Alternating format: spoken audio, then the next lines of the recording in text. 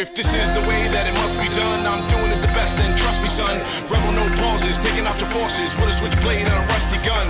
Doing this forever, you've just begun. Don't start none, it won't be none. Metaphors, similes, jokes, and puns. Got whole squads of rap cats on the run. Since the only way out is through, not around. Then line them up, I'ma knock them down.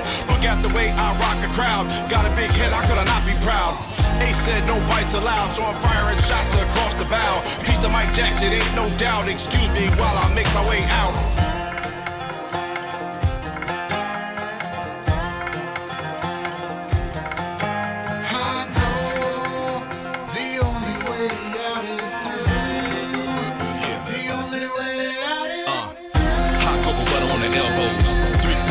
Shell toes, peanut butter skimmed on the beat, on the rhythm, glass smooth tip, rimmed on the beat. I'm a dip, don't trip on the stick off the rip. No price, no sticker, you can rip off the gift. No item you can pick off the list. Get up on the game, I'ma tell you you can get off of this. We taking a stand to get counted. Soon as we open it up and get routed, turning it up and get loud, cause we've been heating it up since we found it. Storming the barn to get down, see how we burning it up a thick cloud. Try to struggle away to get rounded. Better start stretching the day, cause we bout this.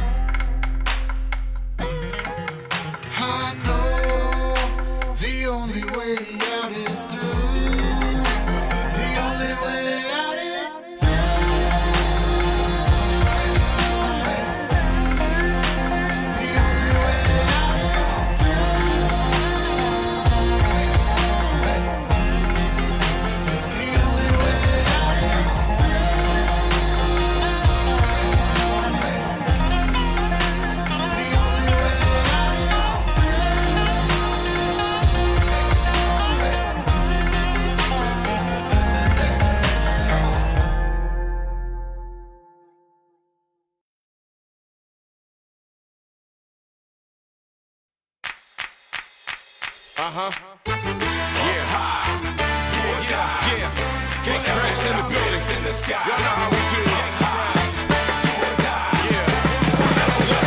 I was voted most likely to succeed, least likely to give a damn. Kill a ton to get it done compared to all you milligrams. Stealing bread from the mouths of decadence. Like Chris and Eddie, if you're ready, time for checking in.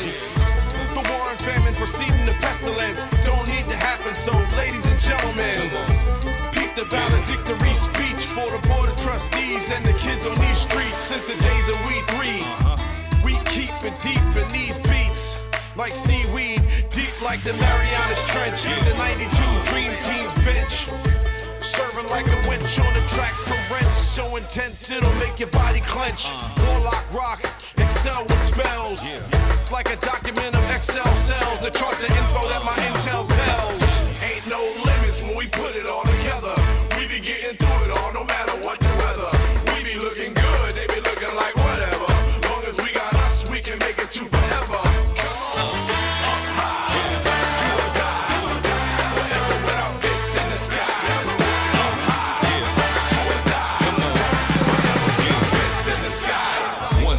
One spill, one shot, one kill. Open eyes to the true world with the one pill. Come chill, the one crew with the one feel. Dope rhymes with the dope beats, it's a done deal. For real, I'm in my bag and I'm on one. Toe tagging everything in sight up in my zone, son. And I've been in it for a minute, for the long run. Catalog chock full of bangers, it's a strong one. Squad been certified by the fam. 10 times on 100, keeping it a grand. Up against the double G, flashlight, double D, mash out over any beat put in front of me. You know we coming with that 5 cent and running. Told them everything you wanna try, we done it. Trying to rock the stage after us, they don't want it. Sign, seal, deliver with a stamp up on it. No limits when we put it all together. We be getting through it all no matter what the weather. We be looking good, they be looking like whatever. Long as we got us, we can make it to forever. Come on, up high, do or die. Forever without this in the sky.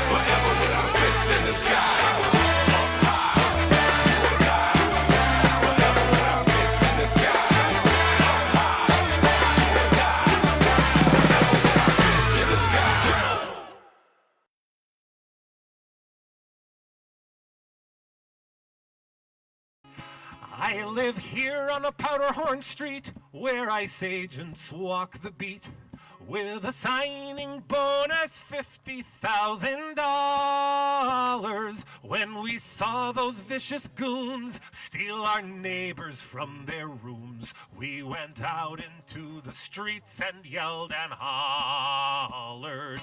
Come out, ye cowards' eyes, peel away your grim disguise. Tell your wife how you take orders from the fascists, how the city you betray made you run like hell away from the white and snowy streets of Minneapolis. Very good. Why'd you tell her how you stood in the way of Renee Good? How she tried to leave, but you were too afraid of her. How she did just what you said, so you shot her in the head for the crime of standing up for her own neighbors. Come out, ye cowards' ice! Come out, ye cowards' eyes, steal away your grim disguise. Tell your wife how you take orders from the fascists, how the city you betray made them run like hell away from the white and snowy streets of Minneapolis. I bet you felt so big and strong when Nurse Freddie came along, and he tried to shield the woman you were beating. 6 agents held him down, and you shot him on the ground, and stood around to watch him as he lay there bleeding. Come out, ye cowards' eyes, peel away your grim disguise. Tell your wife how you take orders from the fascists, how the city you betray made you run like hell away. Arranged by Iffy Jack singing a fine shanty. Streets of Minneapolis. Come let us hear you tell how you serve the country well, helping children in their schools and cars and houses, how the nation's great distress can be solved by DHS. You repress the rage your cruelty arouses.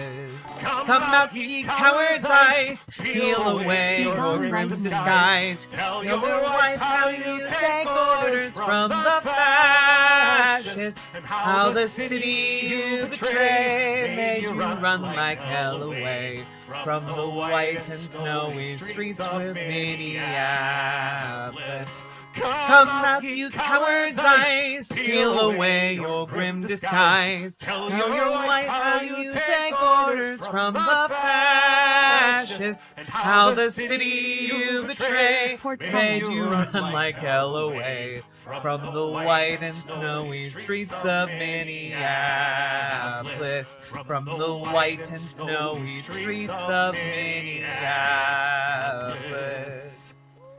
Thank you so much. My name is Ben Grosscup. Good to be with you today. Thanks for coming. I love this version of the song. Hello, everyone. Hello, Kitten Cupcake 420. Thank you for subscribing over on Twitch. Very much appreciated. Also, Salty Turtle Cupcake. Thank you for the tier 4 sub. Oh my gosh, a verified yellow name, a golden name. Thank you so goddamn much. And Salmon Moose, thank you for the 5 tier 1 subs. My goodness gracious, great balls of fire. Thank you all so very much for getting us kicked off with some sweet BWA energy. Very much appreciated. How do we stop Trump? Excellent question. We're going to be tackling that in a moment after we say hello. Hello, everyone. How we doing? Also, why did you say portcullis? Aside from the fact that portcullis is a very fun word. Another banger outfit? Thank you. Also, you can see the Imogene Olivia bralette that I'm modeling at the moment. So I don't know if you think it looks good, you can buy one for yourself or a loved one. Just as an FYI.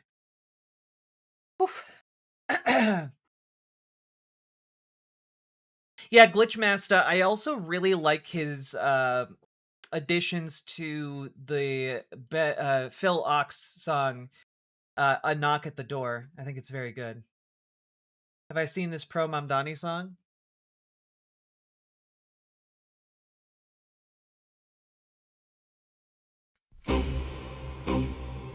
I have not.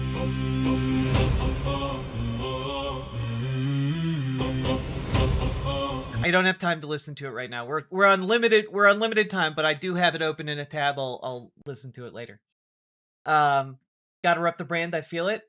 Well, it's not just gotta rep the brand. Like it's my go-to bra at this point. Like it's not me repping the brand that is making me wear it. It's the best bra I own, unironically.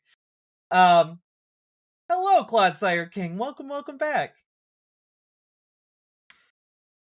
I've been watching Taskmaster. Sue Perkins shouts it randomly.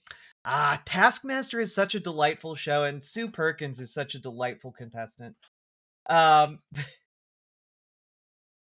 Naptown Chris. New person here, I guess. For once, I can say thanks to the algorithm for leading me here. Welcome, Naptown Chris. Hope you enjoy your stay. Welcome. In addition to the how we stop Trump question, how should I go about bullying my home state, Oklahoma's 5 Republican representatives, the best? Excellent question. And I would say just keep showing up. Like, show up to their events, show up to their office, show up to their the events that they have to hold as a part of their job, like town halls and such. Show up wherever they have to be and ask them inconvenient questions. You know? Once they start recognizing you, and keep in mind, one of your most useful tools in organized bullying, aka political activism of elected candidates, is the recognition that they are, in fact, human beings. I know that this might be shocking. I know that this might be a shocking revelation to some of you. Underneath the lizard suit that all politicians seemingly wear, there is, in fact, a human heart that beats. Now, this might seem counterintuitive, but that is, in fact, one of their greatest weaknesses, because they are, in fact, vulnerable in that way. All right? Politicians are human. I know.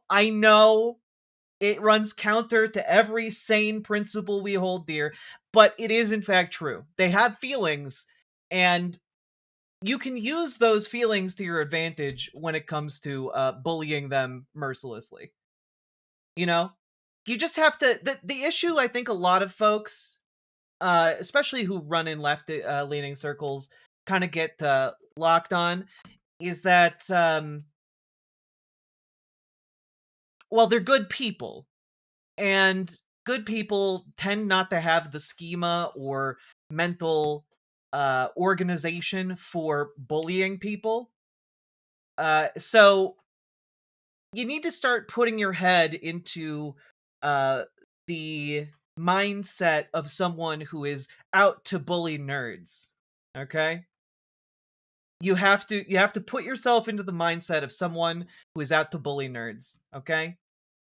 And just keep showing up. Keep needling them. Keep you know, and better yet, get other people in your community to do the same, right? Like I have to be honest here, like a good part of activism is being able to be mean to these people who are materially impoverishing and harming us, you know? Politicians are nerds you can easily bully. Exactly. Exactly. Give me your lunch money, Nancy. You guys are catching on quick. Professor Dave Explains is a great example for how to bully properly. Indeed. Hey, Paladin Lost. You know, make it part of your daily routine to call those representatives. Make it a part of your, generalized goal that you're going to go out of your way to spend an hour at one of their events so you can say something that makes them look bad. That makes them, because again, they have feelings, but those feelings might not be attached to the things feelings are traditionally attached to, right? They might not care about things like honor or dignity or have an attachment to something like remorse. But they do have attachment to things like wanting to look good in the eyes of their peers. And so if you ask inconvenient questions that in fact force them to look bad, oh boy, that's the good stuff right there. Sourdough pizza crust recipe: 227 grams sourdough starter. Oh, hell yeah. 140 grams to 170 grams water, 300 grams flour, 1 teaspoon salt, half a teaspoon dry yeast. Don't forget to mark with the elder sign before. Indeed. Don't forget to mark with the elder sign. That's the most important part. Hey, Brente. They're nerds who don't want to do their job should be easy for real. Yeah, exactly. And, the bullying, it doesn't necessarily need to be like, hey, you bitch. I see a lot of die-hard mag openly whining about how much they're hated. Yeah. They thought they were cool now, only to find they're more hated than ever. Yeah, it turns out MAGA don't like being hated. And it also turns out that if you are a voice standing up and asking inconvenient questions to these absolute gutter snipes who have somehow attained office, you can in fact be like, hey, why is no one being held accountable in the Trump government for killing tens of millions of children? Why is that not happening? You cut off U.S. aid, and now 23 million people are projected to be dying in the next 4 years as a result. Like, hey, why is no one being held accountable for that? Do you think it's okay to unleash the equivalent of 4 preventable holocausts? And if so, could you please explain why?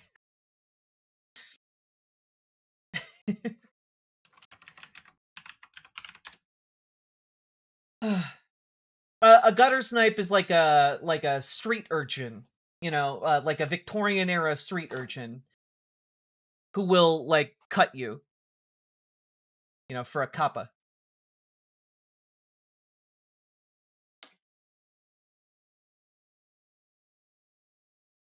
I chased one of my reps across the city and yelled at him in public at a Starbucks. That's the kind of thing I'm talking about. That's the kind of thing, there's also an element here where none of these vile individuals who are supporting what is being done to us should ever have a moment's peace in public ever again. Like, you think you get to go and sit down in a restaurant and, like, relax? Nah, bitch.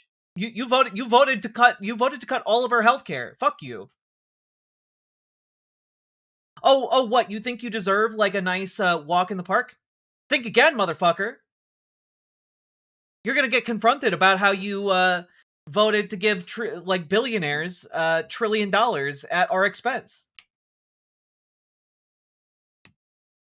Oh, hey. Oh, you want a nice relaxing a nice relaxing stay in the country? Oh, guess what? That nice little bed and breakfast you're going to? Oh no.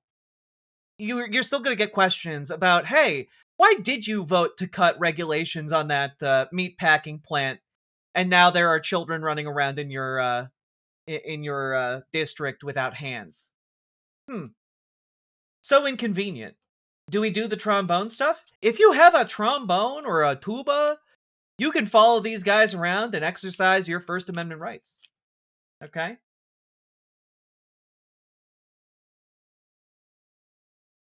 Personally, I'm more focused on the complete utter lack of accountability for anyone in the Epstein files. You can also just keep asking them why they support Jeffrey Epstein's best friend.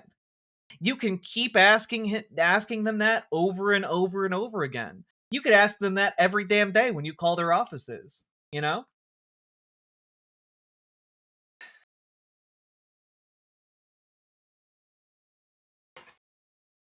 Damn, sweet Mets. That fucking sucks.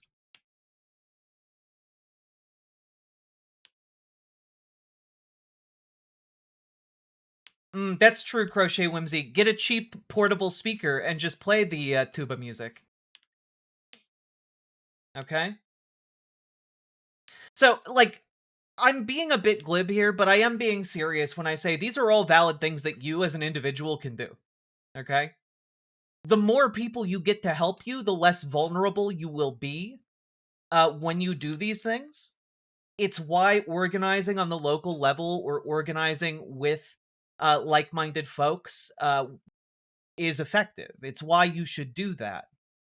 Because there is safety in numbers. And this is actually an excellent segue into what we're going to talk about first. Well, actually, we're going to do a thing I haven't done recently, but I'm gonna bring you guys a cool thing I discovered. All right.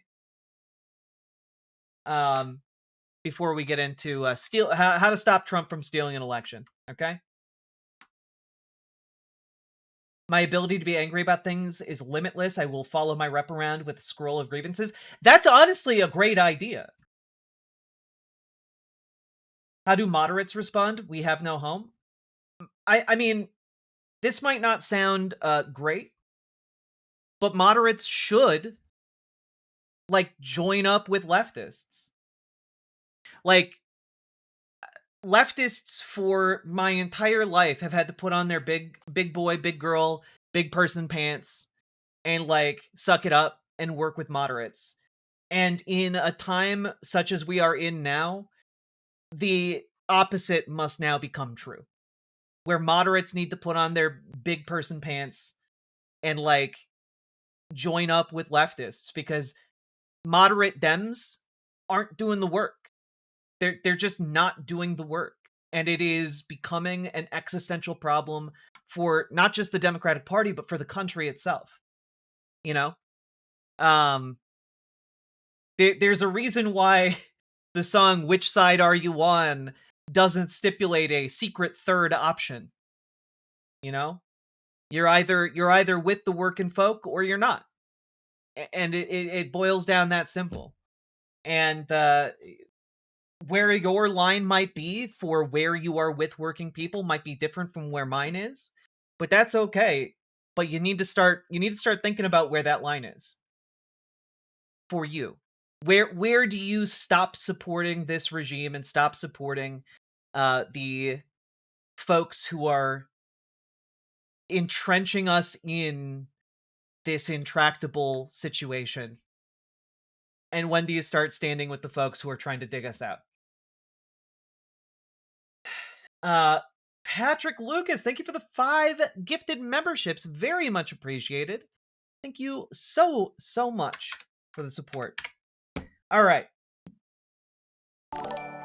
I remain convinced it's not fascist, not leftist and moderate. It's fascist and not fascist. Well, what we're seeing right now is essentially the collapse of leftist and moderate into one group, right? And that's why folks are suddenly coming and saying, like, where do the moderates fit in, right? And it's because we on the left have been explicitly anti-fascist the entire time. The entire time. And so when people are like, well, there's no room for the moderate anymore, it's because those distinctions are collapsing, and it is forcing moderates to either choose, are you with the fascists or are you with the folks who are against them? Which also just so happens to be the working folk who are being asked to die for the fascist engine. I like not fascist, welcome aboard. We're all on this boat. My family is originally from Harlan County. Which side are you on? Hits very close to home. Hell yeah. Sometimes I open streams with the lady who wrote Which Side Are You On singing it. She sang it for the auto workers in the 60s. Genuinely a beautiful moment. If there was an anti-fascist party, yeah, I mean, the Democrats should be the anti-fascist party. That's what we're begging them to become right now, and they, by and large right now, are still seem to be frogs boiling in the pot, you know? It's disturbing.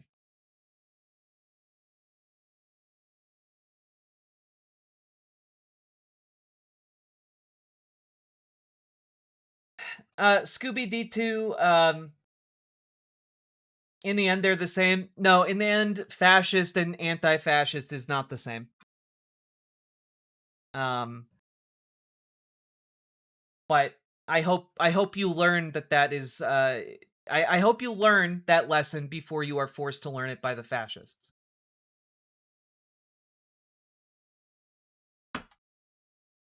Because I live in Minneapolis right now, and I can tell you, if they are allowed to spread this everywhere, you're gonna learn.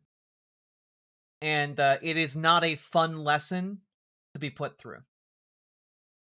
Oh yeah, also new, typically a lurker. Welcome, Thazak the Dragon. I love your username. I was an Antifa centrist, anti-corporatist for a while until Trump's second term. Then it was all downhill from there. Yeah, well, welcome aboard. You know, to be fair, the GOP should be anti-fascist too, and yet, well, that's the thing, right? The GOP has abandoned the concept of liberal democracy. What really bound the two-party system together for like the past, century has really been this belief in liberal democracy, where you could have conservatives, but those conservatives still believed in the basic concept of a liberal democracy. That is no longer the case, right? And I in fact have a segment prepped for today to argue that part of what we should be pushing towards is the abolishment of the GOP as a concept. Which, if that sounds extreme or doesn't make sense to you, it will make sense when I lay out the argument. All right, let's dive in. I have a limited amount of time because I have to go make dinner in about 2 hours. So my goal here is to get through as much content as possible, because then I'm going to skedaddle to make dinner, and then it will be a long time before I come back later in the night. So here we go, folks. We're diving in, and I'm actually going to mute alerts so I cannot be sidetracked. Let's see here. There we go. But rest assured, I will read dono messages when we get to the end of the stream. Okay? What you making? I am going to be making some homemade ramen. I have a really, really fucking good low sodium ramen spice mix that I put together in a big jar and I'm going to be making that with a cream of mushroom soup in there, and also, fried egg, and I'm going to fry up some gochujang spam. And you also can like shred some sharp white cheddar, and it becomes just fucking delicious. It's so good. Can you link the recipe? I'll write it down. I don't have a recipe written out for anything other than the spice mix, but I can throw it up in the recipes on Discord. All right, folks. What was the game last night called? It was called Escape from Ever After.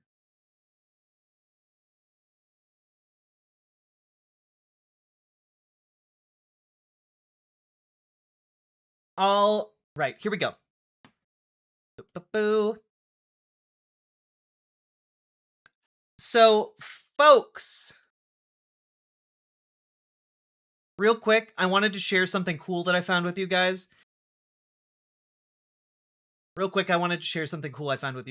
And that is, do you guys remember, like, maybe 6 months ago, I played a game called Exit 8? It's like a Korean short indie horror game about walking through a subway tunnel, or not subway tunnel, but like a subway hallway connecting two different exits. It's a pretty stellar video game, but some absolute mad lads have decided to adapt it as a film, and it actually looks great. Here we go. ご案内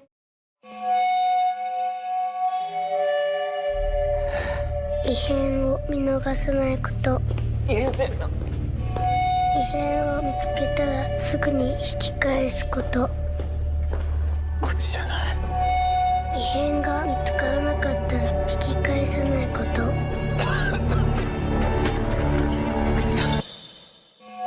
8番出口から外に出ること大丈夫おじさん大丈夫おじさんおじさん大丈夫大丈夫おじさんおじさんおじさん大丈夫おじさんおじさんおじさんおじさん大丈夫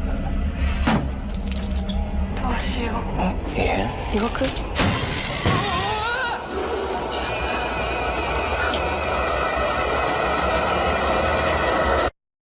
ここから出たいやり直しだ異変どうするなんだよどうする私もう死んでるもう人間じゃない待って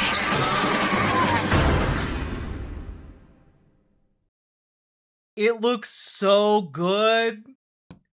It looks genuinely amazing. Is this a Japanese movie? I'm so sorry. I thought it was Korean. That is my bad. That is absolutely my bad. God. What is the movie name again? Exit 8. Exit 8. It does look good, I cannot lie. Yeah, I would not have pegged this to be like a great game to film adaptation, but it looks like they absolutely nailed it. It's like, if you're gonna do a bottle film of a guy trapped inside of a subway tunnel, like, it looks like they absolutely nailed the vibe. That's a rap movie from Radimus, yeah. Anyway, looks cool. Check it out. It's apparently doing well in the award circuit, and coming to cinemas in Australia and New Zealand at the moment. So hopefully it'll make its way over to the States at some point. What's a bottle film? It's like a bottle episode, which is a term for like a television show that takes place inside of one room. Bottle film takes place inside of one room for the most part, you know? That comes out April 10th.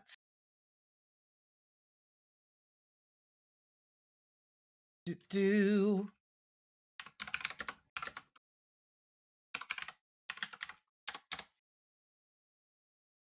Oof. Exit 8 is in fact a Japanese film. I very much apologize. Do.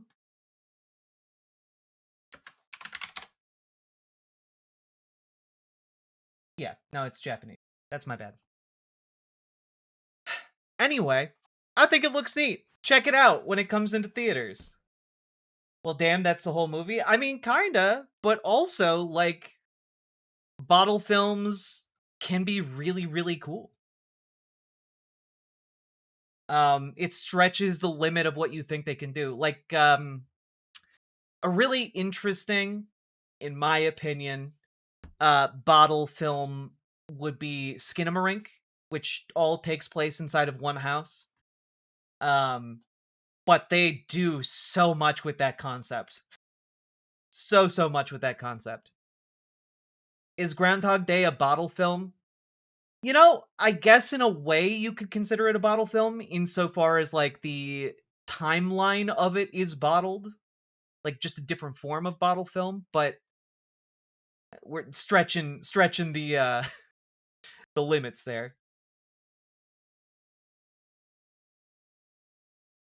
So, all that being said, check it out. Exit 8 looks cool, and I'm excited for it. I had no idea it was coming out anytime soon, but there it goes, April 10th. All right. That being said, let me know what you thought. Do you like it? Comment, subscribe. I don't know. I'm phrasing it as a question. Do the things and join your local Dems, join your local DSA. Get organized today, folks. And last but not least, check out ImogeneOlivia.com. Gender euphoric lingerie designed from the ground up for trans femmes. Link down in the doobly-doo. Check it out. And let's keep going, huh? There we go. We did it. All right. Yeah, 12 Angry Men would be like a quintessential, like, bottle film, you know? Even though, like, technically there's, like, a bathroom and, like, the jury room and the courtroom, but, like, the vast majority of the film takes place in the jury chamber. Am I saying people should press the button? Yes, I am. I am, once again, asking you to press the goddamn button. I don't know why this is the voice I have for Bernie Sanders. Here we go. I'm very caffeinated right now because I did not get enough sleep. Here you go. 12 Angry Men is so good. It's so fucking good. Go. Yeah, PT is a bottle game. Click a button. Click a button. Click the goddamn button. Click a button. Click a button. Click a button. Click the goddamn button. Click a button. Click a button. Click a button. Click the goddamn button. Click a button. Click a button. Click a button. Click the goddamn button. Click a button. Click a button. Click a button. Click the goddamn button. Click a button. Click a button. Click a button. Click the goddamn button. Click a button. Click a button. Click a button. Click the goddamn button. Click a button. Click a button. Click a button. Click the goddamn button. Click button. Click button. Click button. Click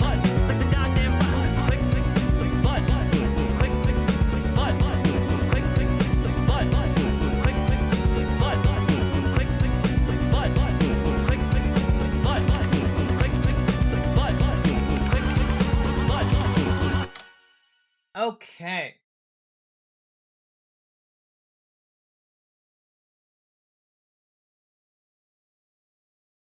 Oh, interesting. 12 Angry Men appears to be public domain. Interesting. Cool. I do love that movie. All right. Let's keep going here. Hey. Exit there. Here we go. So, folks, real quick, just a short update on a very concerning development we saw just the other day, which is this letter from Senator Ron Wyden to John Ratcliffe, the director of the CIA, which is basically just saying, hey, everyone in this public letter, I sent classified a letter about something deeply, deeply classified to you John Ratcliffe, head of the CIA, and I am now sending this extremely public letter to let everyone know that I did that. Now, Ron Wyden has a history of doing this. He has done it in the past around the very same spying program that Edward Snowden revealed. He has a long history of trying to signal to the public when something incredibly heinous and illegal is happening.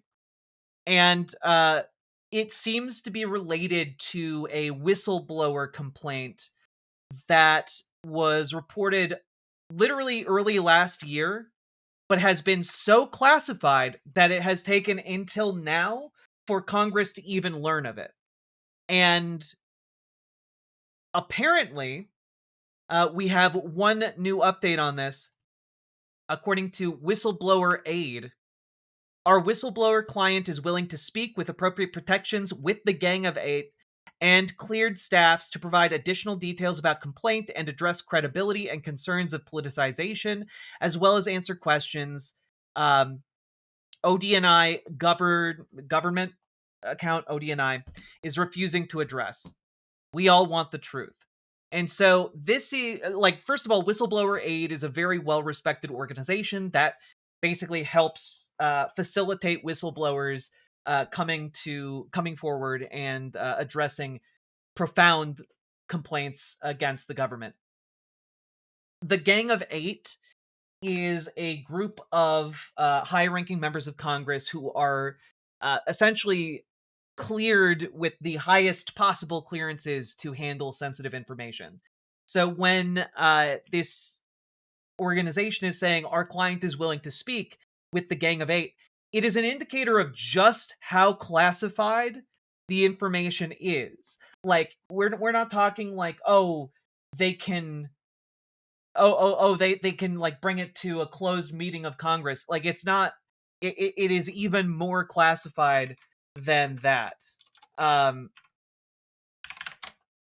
And yeah, the Gang of Eight, let me just refresh myself here. It is constituted by 8 leaders within the United States Congress. Includes the leaders of each of the 2 parties from both the Senate and the House of Representatives, and the chairs and ranking minority members of both the Senate Committee and the House Committee for Intelligence. So, literally the highest ranking members of Congress.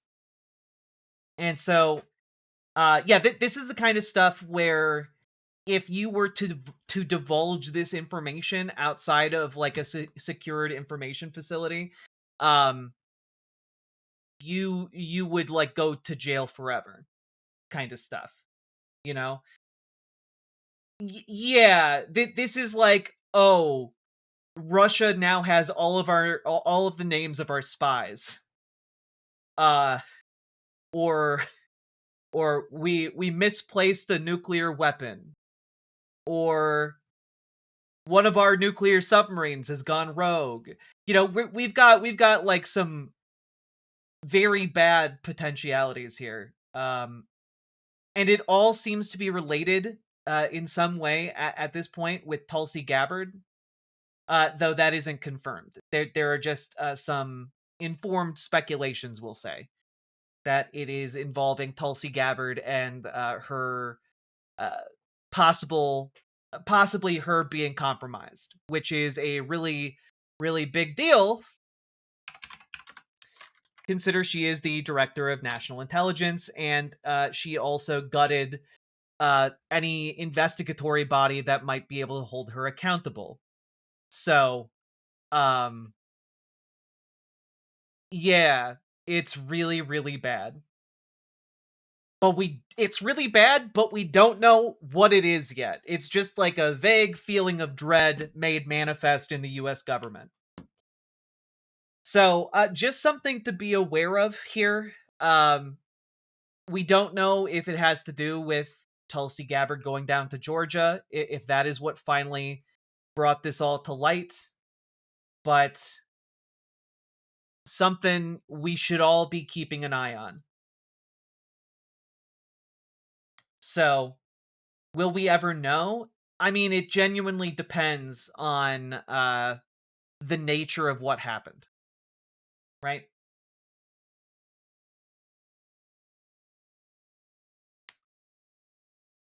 If it's anything like the Bush era, it'll be the outing of our spies, and some lackey will take the fall like Scooter Libby did.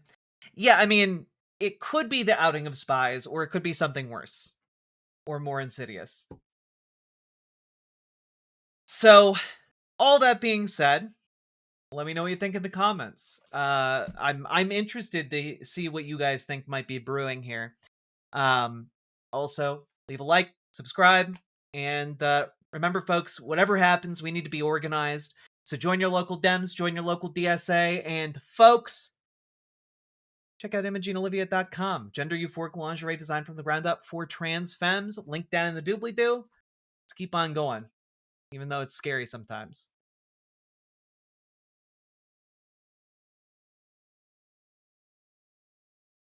All right.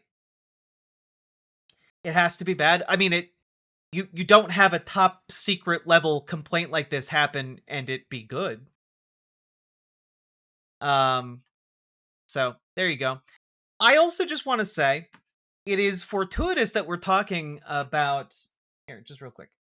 It's fortuitous that we are talking about old films like 12 Angry Men, right? It's interesting that we did that, largely because we have Donald Trump. He's not okay, guys. Like, he's not having a normal one over on Truth Social. He's just posting all kinds of stuff, often multiple times, which tends to be a sign that he's not doing okay. And he's ranting. He's got his AI generated like, oh, I endorse blah. Oh, look at Viktor Orban. I love him so. Keir Starmer sucks. Images from Fox News, images of Star Wars guy. Okay, all right, whatever. But like, I was scrolling down this just to see like what is the mindset of the president at, and inexplicably he double posted this video about 18 hours ago, and it seems to be a trailer for a 4K like a 4K Mr. Smith Goes to Washington release. The gentleman will raise his right hand. You solemnly swear to support and defend the Constitution of the United States against all enemies, foreign and domestic, and that you will bear true faith and allegiance to the same, that you take this obligation freely without purpose of evasion, and that you will well and faithfully discharge the duties of the office upon which you are about to enter. So help you God. So help you God. I do. I know Jefferson Smith, and I will personally vouch for him. There's been a big mistake. Why don't you tell the people the truth for a change? You're not a senator. You're an honorary stooge. This country is bigger than the Taylors, or you, or me, or anything else. Great principles don't get lost once they come to light. They're right here. You just have to see them. Somebody will listen to me. That's it. Like, no context, just Mr. Smith posting. It's absolutely crazy.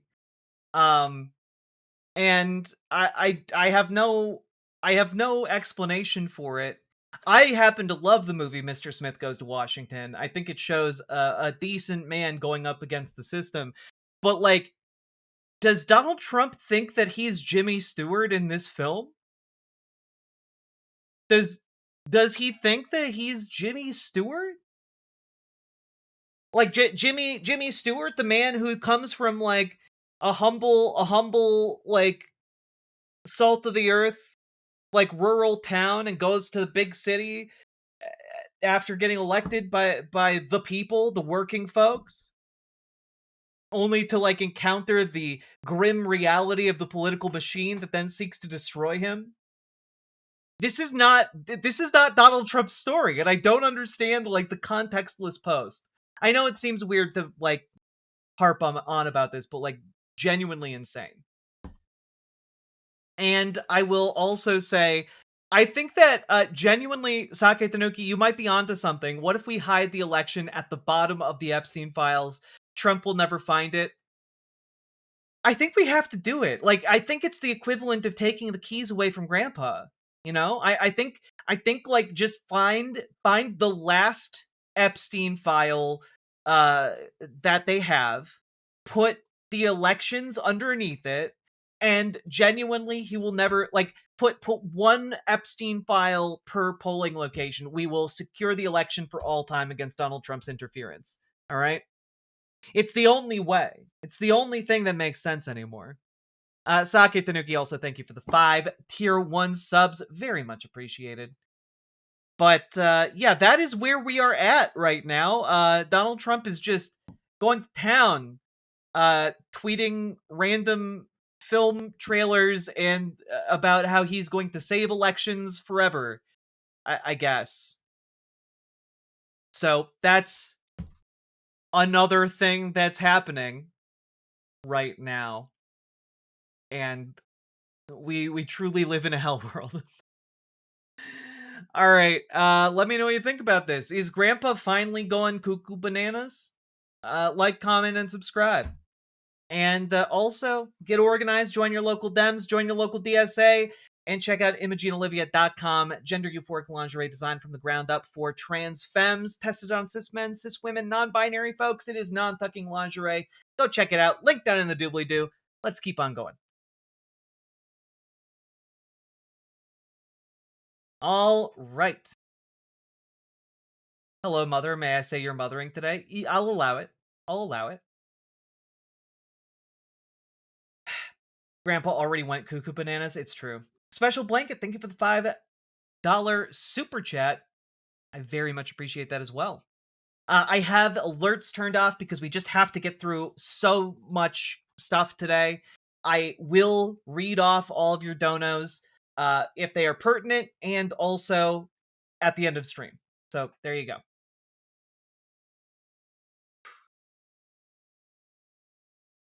Here we go, folks.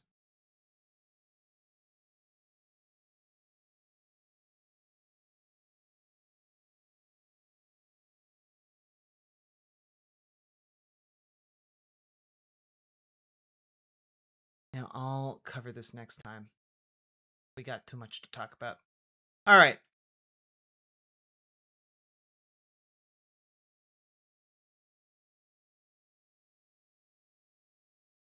Okay.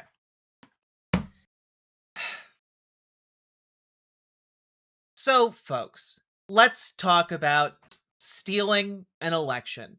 All right? I know a lot of people right now are very worried about Donald Trump stealing an election. And I've talked about this a little bit. I've talked about this in the sense of, like, logistically, this is something that is extraordinarily difficult to pull off, even if you are good at logistics, and the Trump administration is not good at logistics. It is also hard to pull off politically.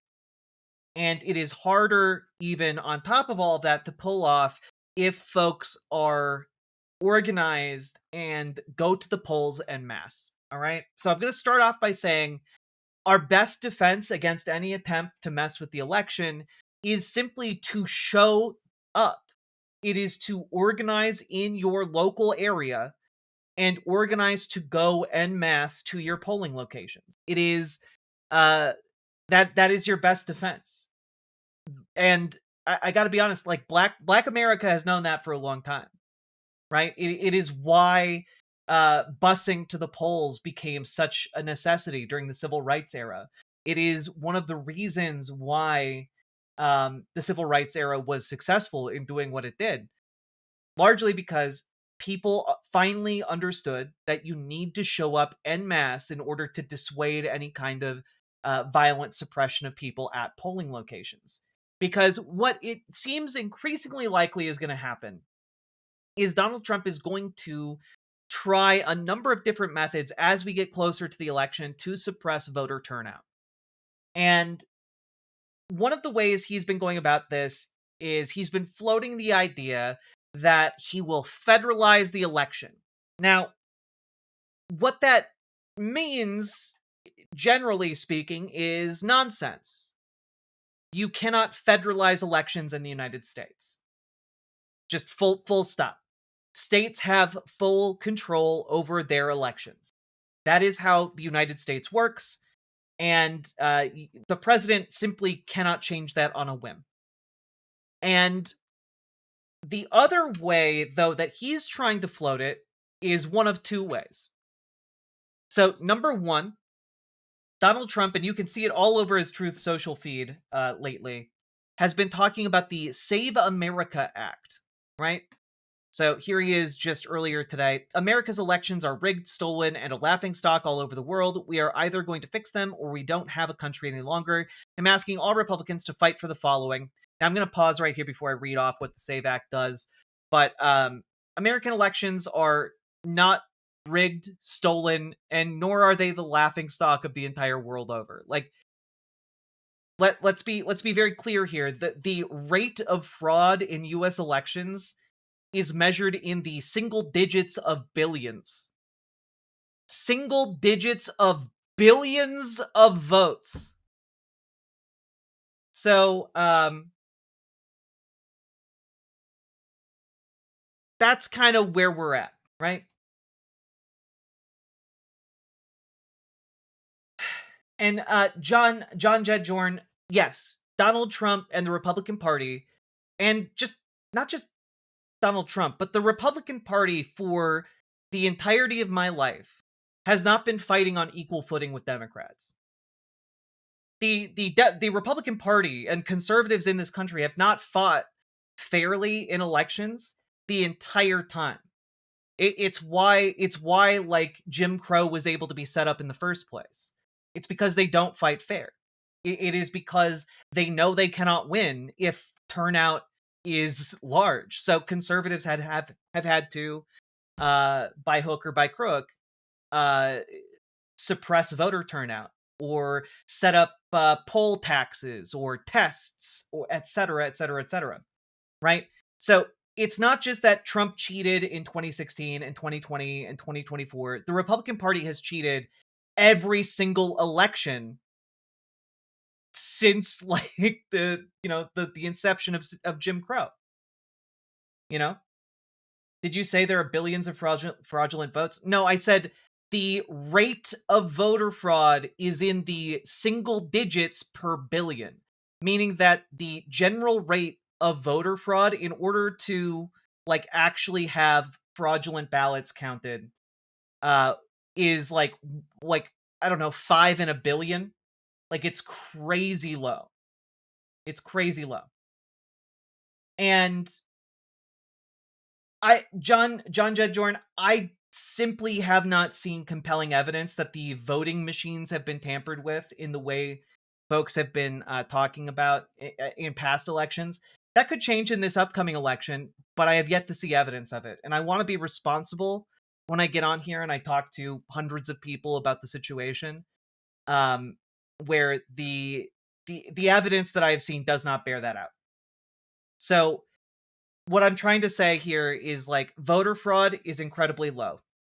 But there are many other places and many other ways in which Republicans try and find an edge. It's why they pushed the Texas gerrymander so hard. It's why they've been trying to suppress voter turnout so hard.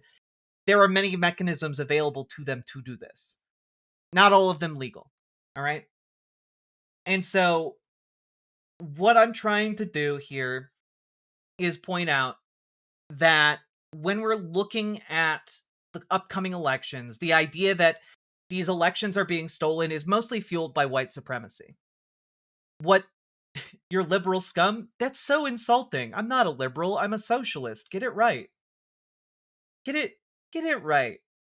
At the very least, like, get the label of politics I am right. The stream is even labeled socialist. The description of the channel is socialist. Like, get it right. Yeah, I'm socialist scum. Goodness.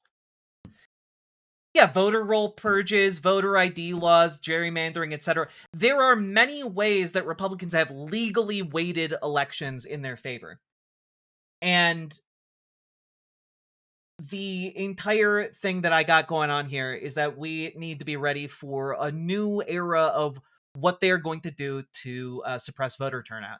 And by new, I mean they're just reverting to what they did during Jim Crow, right? Like, but let's take a look. What is the Save America Act? I've been sidetracked too much. All right, I gotta be honest. I've looked at Election Truth Alliance. I don't find that data compelling enough to make a claim that, you know, the voting machines have been tampered with. I need more than just the Election Truth Alliance. I need more verification than just that.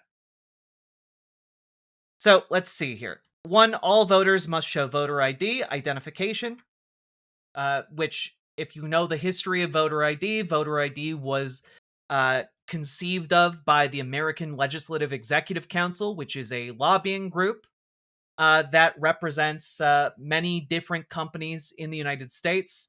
They were much more prominent maybe like 15 years ago. And, but they, like, legislators would routinely, like, introduce bills that were written by ALEC and still had, like, ALEC letterhead on them. But one of the things that ALEC pushed for was voter ID laws, specifically because a group of the companies that ALEC represented were companies like Geo Group, private prison corporations, right? And the entire purpose of this was to try and disenfranchise voters and keep them in private prisons.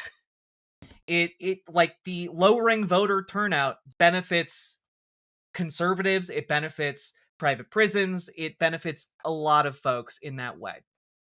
It is not for election security. Without voter ID laws, again, the rate of election fraud is at like 5 in a billion. It is crazy low. Okay. Number 2, all voters must show proof of United States citizenship to register for voting.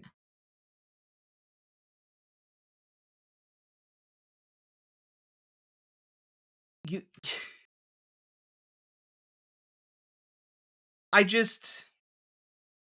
Here, let me just...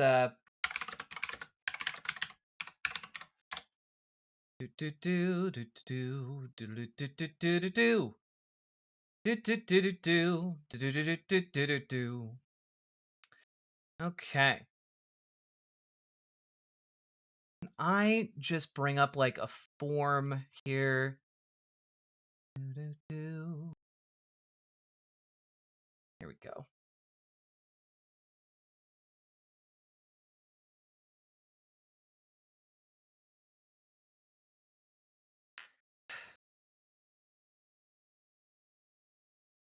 So, just as an FYI,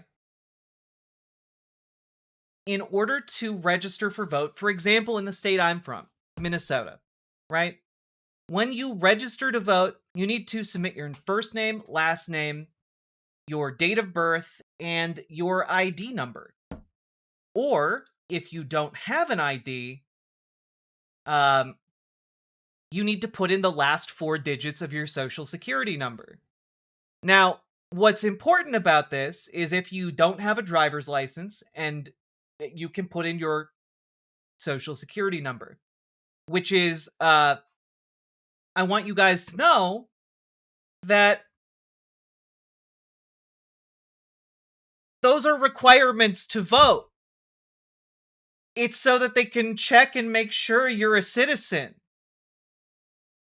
If you are a non-citizen with a driver's license in this state, they look that up.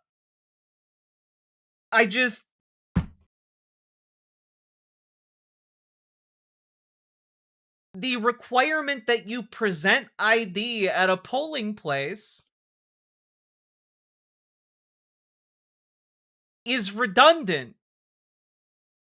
The idea that, like, oh, well, you need to show proof of citizenship. You don't have to do that because you're already giving them identifiable information that will show whether or not you're a citizen. The idea that, like, oh, well, if you just bring your birth certificate to vote, the idea behind it, and the reason Republicans elected Republican officials support this, is so that they can reduce voter turnout. Because what they know, and what every marketer knows, by the way, is that every single barrier you put between someone doing a call to action, like, say, voting, reduces the number of people who show up. If you require a ID card that costs $5 and you have to fill out paperwork for it, those are 2 hurdles to overcome. And they might not seem like big hurdles, but what if I told you, in order to chat in this in this online channel we have here, you have to present proof of citizenship, and you can do it securely. You just have to fill out a form and send a picture of your ID. Now, some people might do that, but we would not have the level of participation in the chat that we have right now. And so when I'm putting this forward here, it should be obvious that having requirements that bar people from voting or make it more difficult to vote reduces voter turnout. All right? That's the point I'm trying to make. I hope you're tracking with me here. And I just kind of seems like that's the entire purpose, because it is. It's not to secure our elections. We have some of the lowest rates of election fraud in the world. Okay? But again, the idea that we have rampant election fraud is pushed by white supremacists who believe that all of the elections, the reason Trump isn't winning places like Minnesota is because, well, those dang Somali immigrants are voting illegally, or those dang undocumented folks from Mexico are all voting illegally, and that's why some of these states are swinging. And that's not the case. It's just a lie. Okay?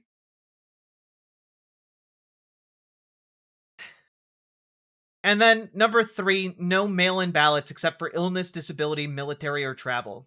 Which again is just to reduce voter turnout. It is to reduce participation in the election. It is to maximize the amount of pressure on polling locations, etc. Okay? Every country that has elections like ours with low rates of fraud has conservative parties that make allegations that undocumented immigrants are rigging the elections against the conservatives. It happens everywhere. We are not unique. The same way white supremacy is not unique. All right? Mail-in ballots are actually more secure. You have to be registered to vote to get a ballot. Yeah. And so these are the 3 things that Donald Trump is pushing, and what a lot of Republicans are pointing towards when they say, well, Donald Trump wants to federalize the election. He's talking about the Save America Act, everybody. Except you also have folks like Steve Bannon who have a very different idea of what securing the election looks like, what their version of saving America looks like when it comes to elections. I'm just going to play a brief snippet here. I'm sure many of you have already seen it. You're damn right. We're going to have ICE surround the polls come November. We're not going to sit here and allow you to steal the country again. And you can whine and cry and throw your toys out of the pram all you want, but we will never again allow an election to be stolen. You're damn right. We're going to. So Steve Bannon here is openly advocating for ICE to surround polling locations across the United States. Furthermore, he's advocating for Donald Trump around the midterms to activate the Insurrection Act and deploy military to polling locations around the country. Now, obviously, this would be a huge, there's no reason to deploy ICE. There's no evidence to back up ICE being needed at polling locations. There's no reason to do this. outside of voter intimidation. It is the same thing that the KKK and white supremacists did during Jim Crow, but federalized and put on a national level, right? And so this is what is being discussed. These two prongs of an attack on our free elections. Now, the question becomes here, if this is the case, and by the way, I would also recommend just checking out this opening part of this Talking Points memo article here. I'm going to link it here for you guys to check out, which goes over the increasing reality of these threats, and that this is not just hot air. This is something that is gathering some degree of steam within the Republican Party. What the president was referring to is the SAVE Act, which is a huge common sense piece of legislation that Republicans have supported that President Trump is committed to signing into law during his term, Levitt said on Tuesday. But many of Trump's conspiracy theory-prone allies have been running with the idea of federalizing elections ever since Trump gave them the runway for it, including a few members of Congress and Bannon, right? And you know, you got J.B. Pritzker warning about this in court, the risk to our free and fair elections in court. I fear that what they're going to do is deploy these folks eventually to polling places and say they're protecting the vote. He said that on an MS Now interview, okay? And we'll also say here towards the end, think about the private voter suppression army he has entirely at his disposal, an organization purportedly in existence to deal with immigration, but which could be used for Trump's best survival tool, the suppression of votes in Democratic precincts in competitive districts and states. And that is by former Washington State Governor Jay Inslee. So that's kind of where we're at, where folks in the know, folks who pay attention to this, are genuinely worried about the potential harm that this could do. And to take one additional step here, here is Mike Johnson, Speaker of the House, for some reason, speaking with press. Take a look. Many of the House Democrats wanted to shut the government I am going to try and fix the audio real quick. Down again and inflict pain on the American people. But I'm glad to tell you, I'm happy to report, Republicans got the job done. Our majority worked together, and we got the bills over the line. We need more confidence in the American people in the election system, and it's essential, and everybody, no matter what party you're in, should agree with that. The mass mailing of paper ballots or mail-in ballots and all the other irregularities. The mass mailing of paper ballots, that's a legal process, you dillweed. The people mail in the ballots because it sucks to stand in line at a polling location. It's not fun. Or sometimes people have to work on election day. Or sometimes it turns out that, like, you get sick and you want to make sure you're not sick. Or your elderly grandparent wants to vote but doesn't want to, like, sit in their wheelchair for several hours to vote. Like, it turns out there are many reasons to vote by mail, and it is legal to vote by mail. But I would also point out that Republicans benefit from voting by mail too, so this is going to hurt their numbers as well. This doesn't all go in one direction. That have haunted us over the last couple of cycles, we need to tighten that up. Now, the red states have done a lot of good work in that front, but it's the blue states that I'm frankly concerned about. So we'll see how the law is modified and what's changed, but I hope we can get consensus to get that done. Any requirements? It'll be the Save America Act now, and we'll try to get it through the House and get it into law, get it to the President's desk. It's a top priority of his and all of ours, and it should be, because election integrity is critical to maintain a constitutional republic. Mr. Speaker, we've had real problems with that. The President had called yesterday for a takeover of federal elections, to nationalize in some states. Is that something that you think you should do, that Republicans should do, take over elections? The President is expressing his frustration about the problems we have in some of these blue states, where election integrity is not always guaranteed. So we have election integrity is more guaranteed in blue states. Like, I'm sorry, the idea that, like, elections in blue states aren't secure, it's just a lie. It's just a fucking lie. And I'm increasingly, by the way, of the opinion that if you are an elected public official, you should be held to a higher standard for your public speech. Like, if you are elected into office, there should be criminal penalties for lying. Like, if you are lying to this degree, like, Mike Johnson knows he's lying. Everyone he's talking to right here knows he's lying. Every single person knows he is lying, and yet, because this is just taking comments, it turns out he just lies. Republicans do this all the time. And I'm sick of it. I'm sick of it. Like, and to be honest, I'm also sick of Democrats lying. If Democrats or Republicans tell egregious lies repeatedly and on purpose, they should be held to account for that. There should be, like, some kind of penalty for it. Maybe not something that raises to the level of, like, jail time, maybe if repeated, but, like, they should be paying fines for this. They should have to go in front of a judge and substantiate their claims when they tell egregious lies. It's crazy. It is absolutely crazy. We have to figure out solutions to that problem, and that's what I think the Save America Act will do, so we're working on it. Thank you, guys. No. Bye, guys. Mr. Speaker, do you have the votes for the roll? Yeah, we'll have the votes. That was never in doubt. And we're going to have some very important discussions and deliberations over the next 2 weeks with regard to the Homeland Bill and the policies. So look forward to that. But we'll get this done. And do the Clintons have until noon to get back to the Oversight Committee? That's the deadline we put on them. The devil's in the details when you comply with the subpoena. And Chairman Comer is exactly right. The Rules Committee can reconvene at any time this week to...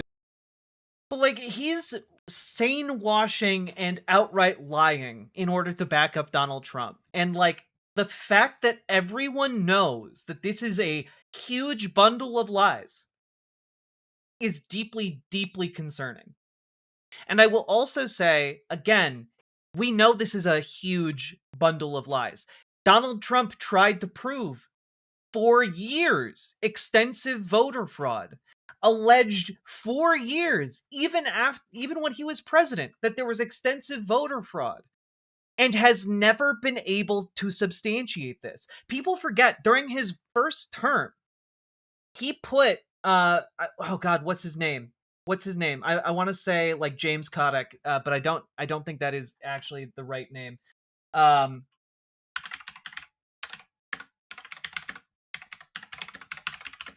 He put together a commission with a man from Texas named...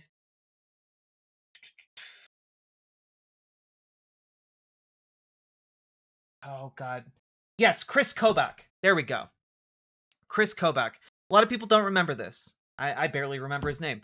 But back in 2018, Donald Trump had his voter fraud commission had to be disbanded. Now, why was Donald Trump's voter fraud commission disbanded? His entire thing is alleging voter fraud. His entire existence is supposedly dedicated to investigating the egregious amounts of fraud perpetrated by undocumented immigrants all over the country. So why was the commission that was given multiple years to investigate voter fraud and election tampering quietly disbanded? Well, the answer is because Chris Kobach, who, by the way, had also made a career out of alleging extensive voter fraud in the American democratic system, could not find voter fraud. It turns out it was so difficult for them to find voter fraud that instead of publishing any of their findings, they just quietly tried to dismiss and disband the commission. It is not a real problem. They have tried to allege that it is a real problem, and that has run into the issue that reality does not back them up. So let's just take a quick look here. Yep, Donald Trump signed the Presidential Advisory Commission on Election Integrity through executive order signed May 11th, 2017. Okay. Let's see. Let's see. Commissioners repeatedly cited misleading or patently untrue evidence to support their baseless claims of voter fraud. Here are some of the pieces of evidence and resources that refute them. Now, you can look through all of this. The Brennan Center of Justice did a great job putting this together. Is this a pronoun place? What are you talking about? Pronouns? Fucking pronouns! Oh my god. Coming in here talking about pronouns? What is this? 2014? We don't use pronouns here. We use supernouns. Okay? They're more patriotic. Supernouns. That's right. If you aren't using supernouns, are you even really an American? Supernouns include things like you, we, us, me, I. And if you're using those pronouns still, oh my god, you look like a fool. Supernouns for super Earth, exactly, you got it. Amateur nouns here as well. Yeah, god. Amateur hour, amateur nouns.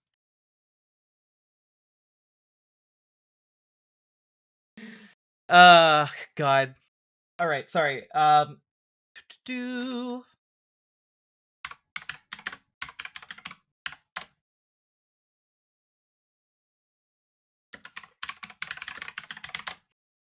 I need to find this here.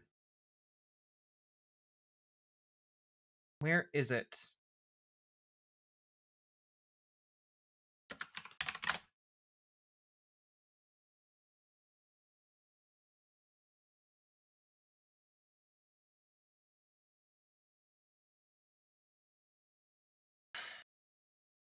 Yeah, here we go. Just as an FYI, this is how badly Chris Kobach's entire investigation into voter fraud went. Kansas had to agree to a settlement back in 2021 to pay $1.9 million because they had expended so much effort trying to prosecute and defend Chris Kobach's voter fraud claims. This is why they had to disband Chris Kobach's voter integrity commission. Like, the level to which they could not substantiate claims that our elections are compromised extended to the fact that they had to pay almost $2 million from the state of Kansas in order to cover the legal fees that folks suing them incurred, right? But all that being said, we are looking now at a situation. I'm going to link this in chat, by the way, just in case folks are looking for this particular piece that I found. Here you go. Here you go. That is a long link. I'm sorry. One second. Let me clean that up. There we go.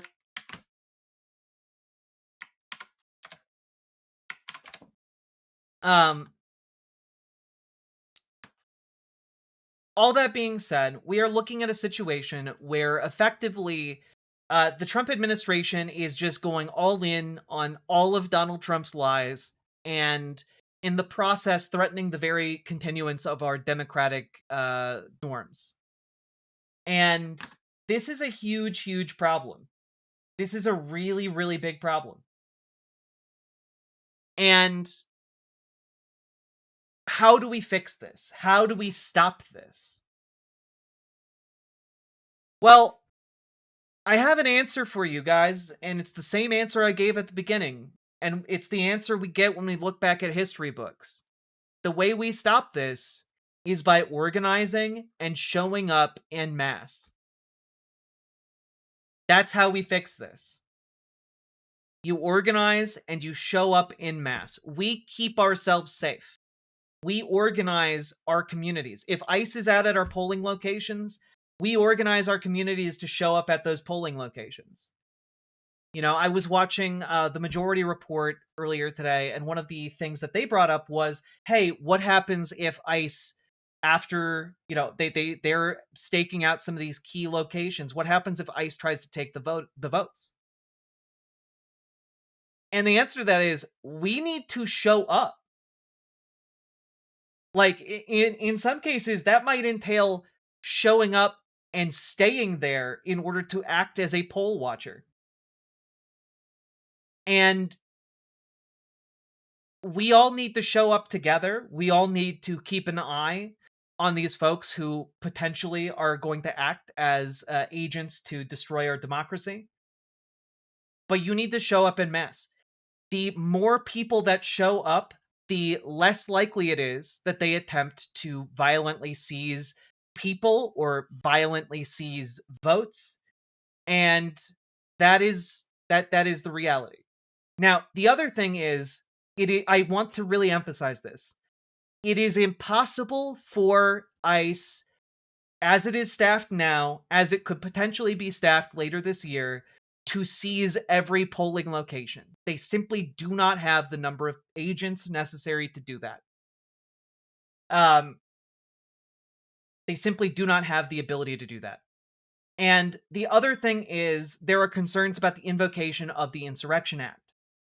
And I understand that they're like that sounds really scary, but also understand that the invocation of the Insurrection Act does not mean that soldiers are now able to do whatever they want. It is not a checkmate on our legislative and legal system.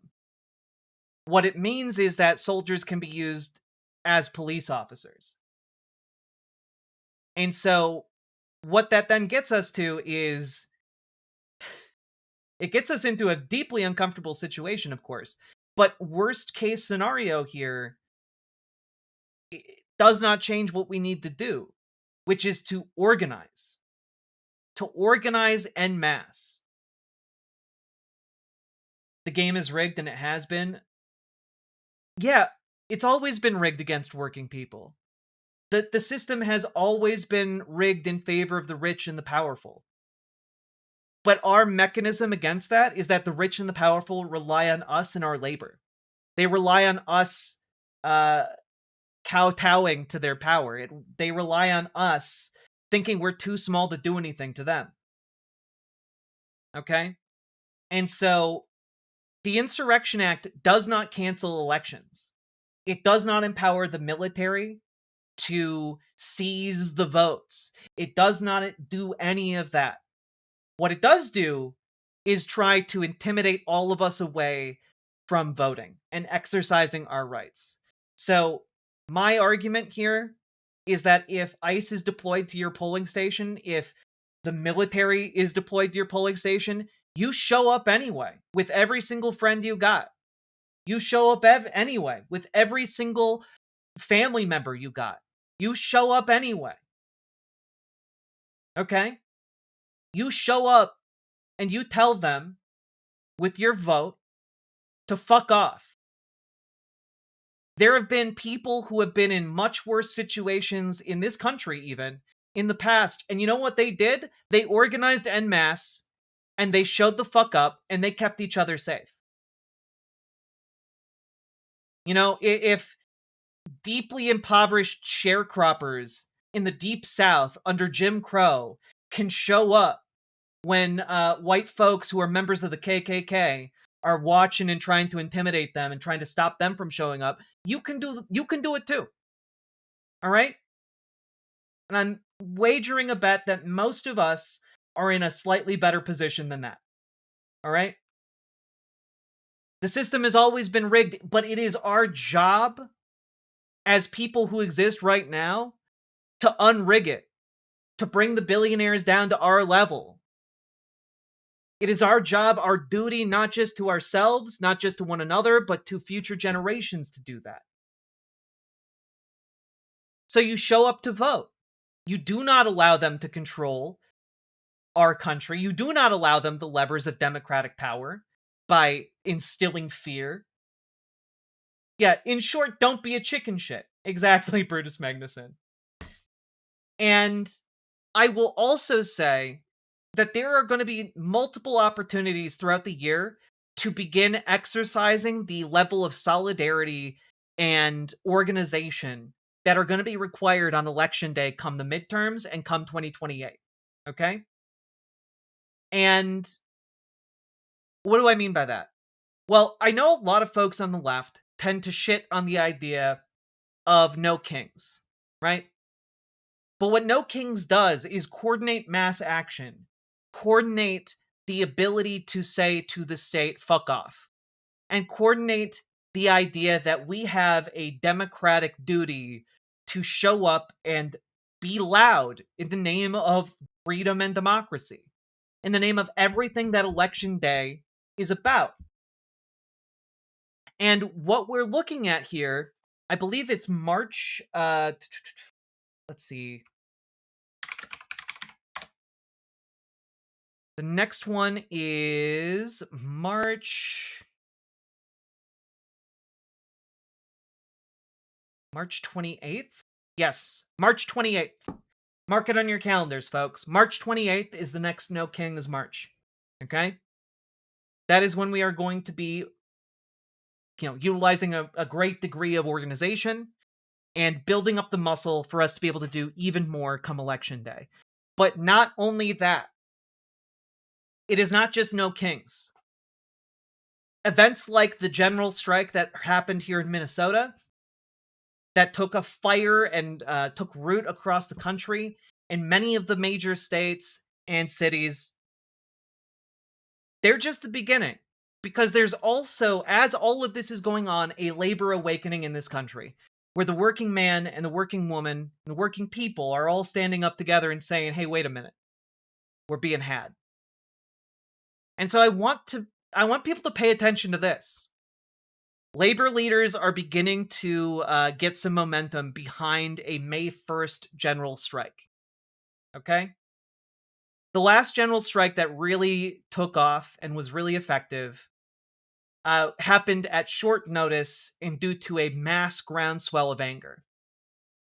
And May 1st is going to be a much more coordinated, if we have the will to do it, much more coordinated event that will be a national general strike. And one of the things that's pretty interesting that has come out is that here in Minnesota, we had almost a quarter of the population of the state participate in the general strike. That is a successful operation. Why is this event so far out? Well, one, because it coincides with May Day, which is a workers' holiday, right? And number two, it's because it takes time to safely coordinate a general strike. There's a reason why participation was only a quarter in Minnesota, right? And that's with a lot of things aligning very, very quickly. It is unusual for a general strike in America to be able to be pulled together that quickly. But what is important for unions is that they figure out what their actual constituents want in the union, and two, how they can do an event like this safely, right? Because in the history of union action, typically union action happens under the threat of violence from those that oppose union action, okay? And not only that, it is also putting into threat people's jobs, people's insurance, and that can affect people's families. That can affect people's ability to pay rent. And so there generally needs to be essentially a system in place that ensures folks are kept safe. That their families are kept safe. That there are funds to support those who might be really dependent on that income. May Day this year, Superjet guy. May Day this year. Folks are organizing. It is not yet set in stone that May Day this year will be a general strike. But it seems to be that we have to build up that demand. So some unions, especially local unions, if you are a member of a union, make sure you know that your union rep knows that you want to participate in the general strike. Start showing up. If your workplace is unionized, show up to those meetings, okay? And folks, we need to start putting pressure towards that end. We need to start getting organized within our unions, within the Democratic Party, within the DSA, within your local organizing groups that you're a part of. We need to be organizing right now, because these are the events leading up to the midterms this year that will allow us to build up that muscle. It's what allows, when I went to the last No Kings protest, I danced with a man who was like 85 years old. Like, these events allow people to be brave and to be protected. It allows folks like that 85-year-old man to get out on the street and stand up for what he believes in. When we all stand up together, folks like that can be safe. And so I want you all to know that when you see stories about Donald Trump deploying ICE to voting sites, when you see stuff like that, when you see these threats to our democracy and our democratic systems, do not despair. Get organized. It is important. It is paramountly important for us to get organized and to show the fuck up.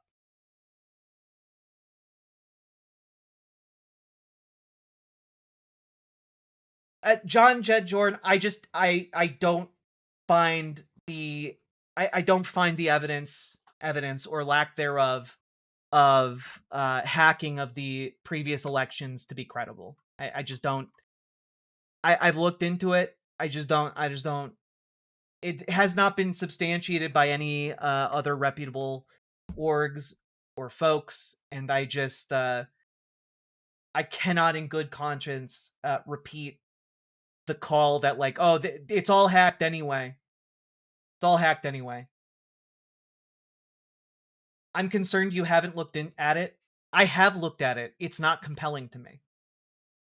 I do not think that this is at all the thing that is going to do it. It does not convince me. What even is the data anyway? It's from the voter integrity commission or whatever. It's what is it called?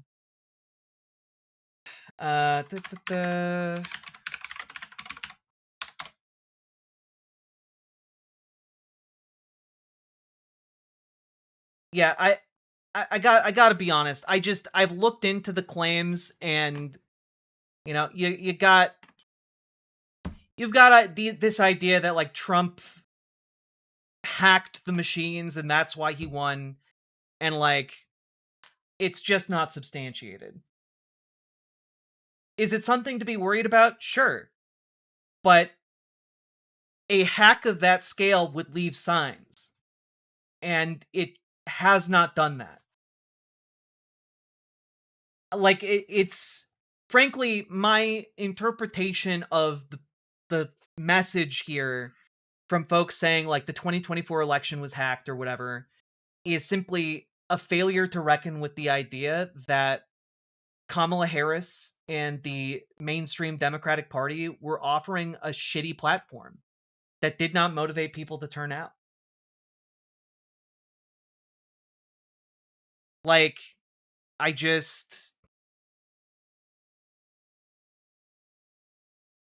gotta be honest.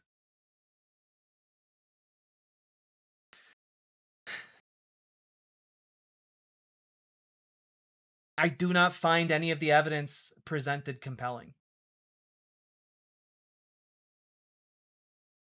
And in a similar vein, I'm just going to throw this out there, in a similar vein to all of Donald Trump's claims that the election was rigged and stolen, that he was unable to substantiate in court, so too have all of these allegations put forth by folks who I'm sure mean well.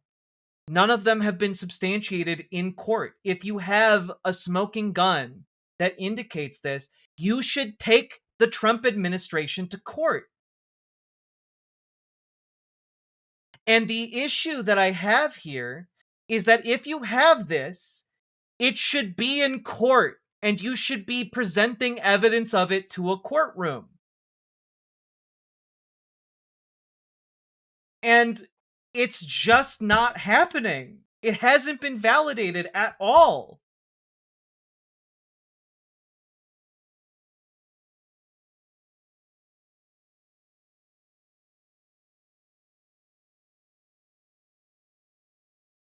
Supposedly they're taking them to court, Jack, but I've not heard them actually be in court.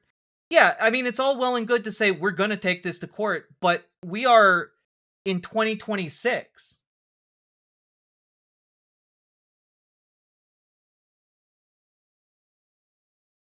It is 2026. And I gotta be honest,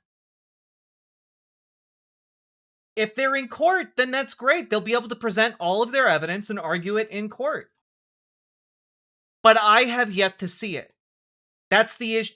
Like, that's the thing. You're alleging that there is some compelling evidence out there. I've looked at it. I'm not compelled. And now you're saying, well, they're in court, but like they haven't presented the evidence in court yet.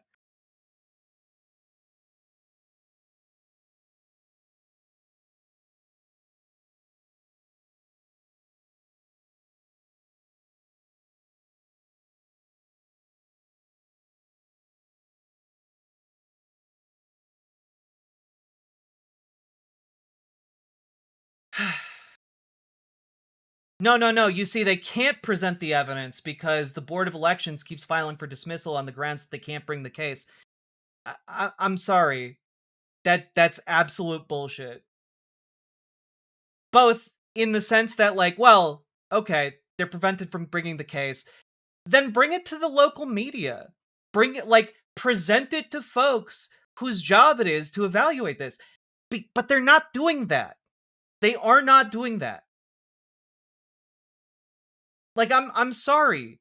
I view this as a failure to reckon with the fundamental weakness of Kamala Harris as a candidate. Also, Sake Tanuki, thank you for the 5 tier 1 subs. They said, you know what we have compelling evidence of? Jeffrey Epstein rigging Trump's election. That's true. We do have evidence of that. We do have evidence of that.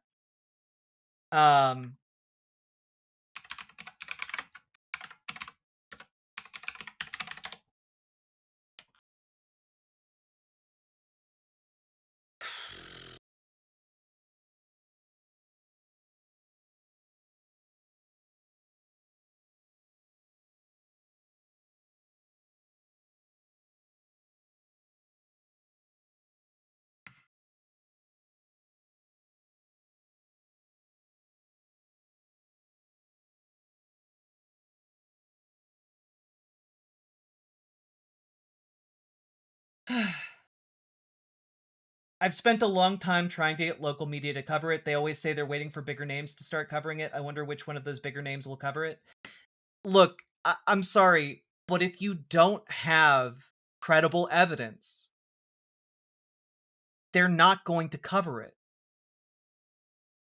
Like, if a rando comes in off the street and says, look at all of this evidence of election fraud, and, like,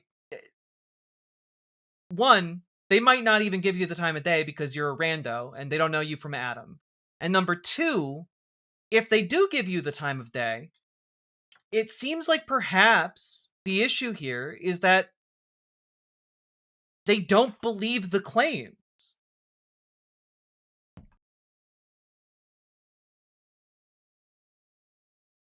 Like, I'm sorry. If it's a real thing, like, again, the argument that the argument you're making is that media is just not interested in covering a story about what would be the biggest political story of the entire history of the country. And, like, that seems to me to be a misunderstanding of how reporting works and how the business models of these organizations work.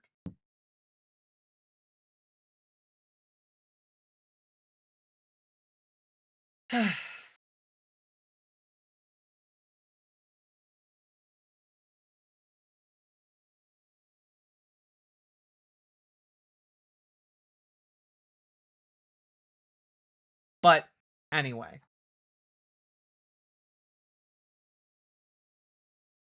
Oh yeah, media just famously can't understand dense dense number material. Yeah, 100%. Yep. Yeah, the media, especially, I don't know, outlets like Wired would never be able to make tech data accessible to people. You're right. I just, again, I have very little patience for this because invariably it comes down to, no, we have so much evidence. The evidence is overwhelming. People are just too stupid to understand it. Like, you don't understand. Like, the media looks at it and they're like, oh, it's just too complicated to report on. Sure, it would be the biggest story of the last several hundred years in America, but, you know, it's just too complicated, and then throw their hands up. Like, nah, stop it. Stop it.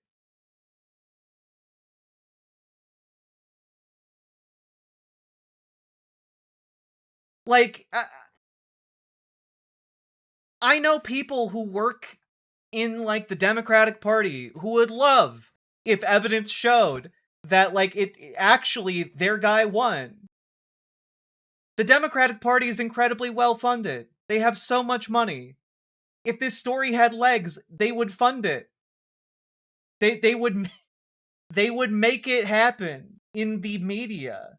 It's not like the idea that, like, oh, well, you just don't get it. You just don't get it. Like, stop it. People are not all the peasants you imagine them to be.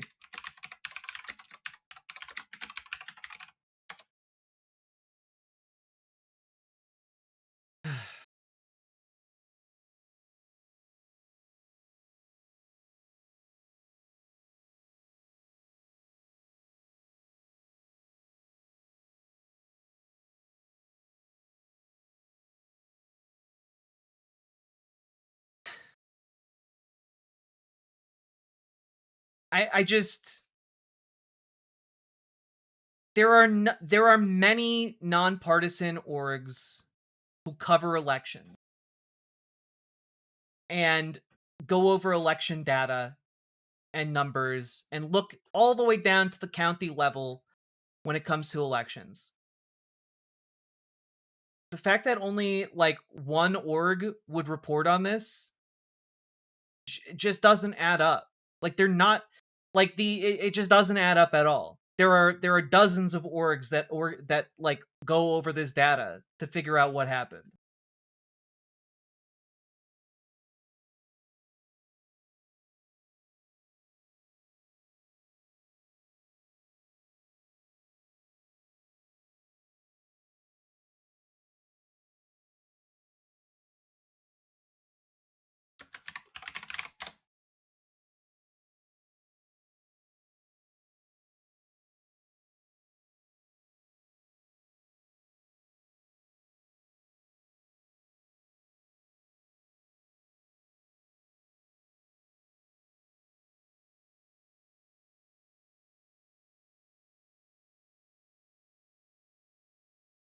Ooh.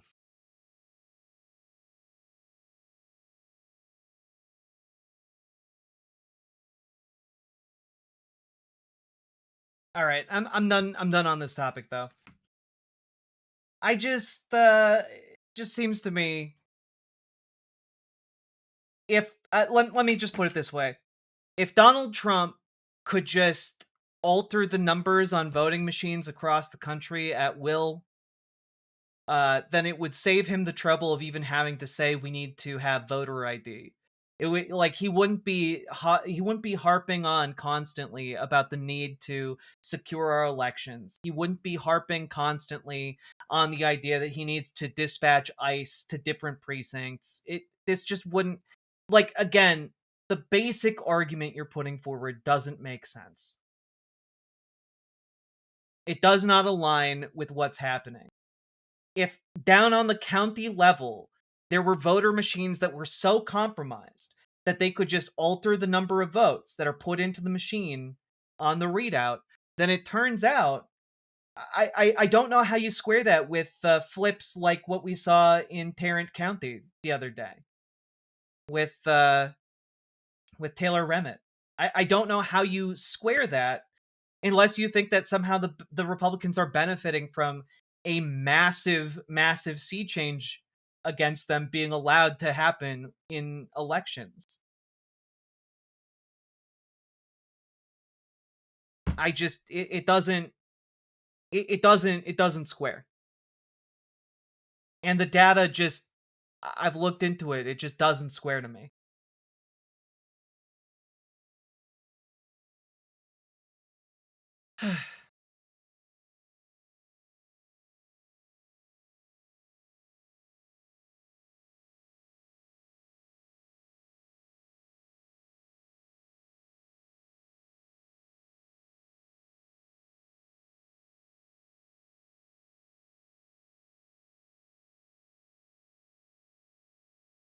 The data does square, I'm sorry, but experts disagree with you. Well, actually, experts agree with me.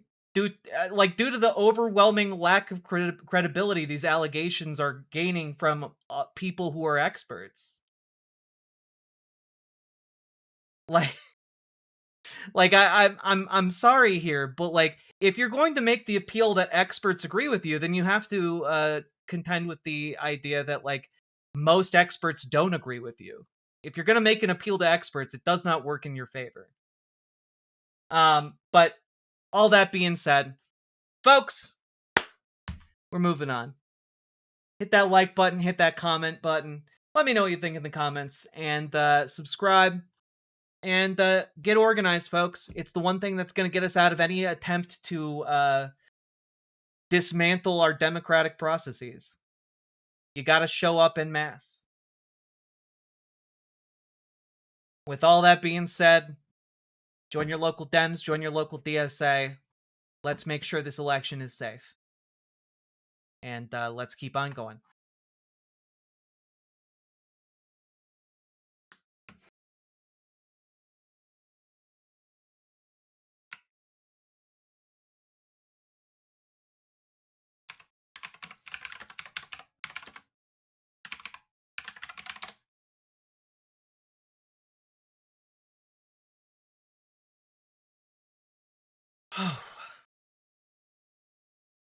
Let's see. Do I have time for the next segment? I might have to go and make dinner before we come back.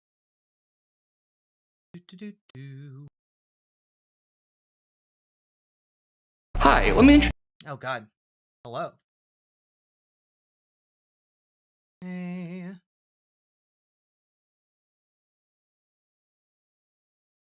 All right.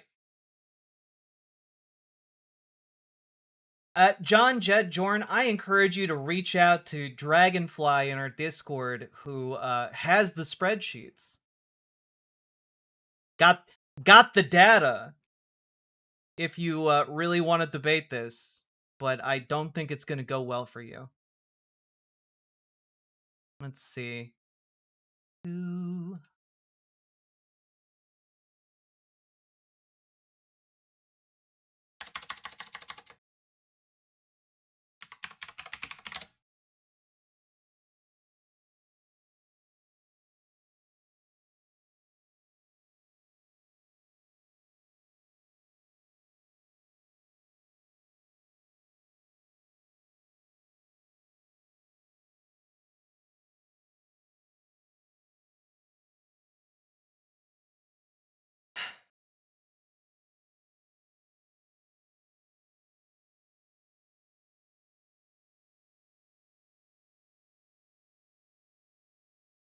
You look wonderful.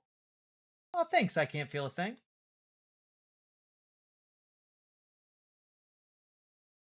That's uncalled for. I tried, but it gets blocked in chat.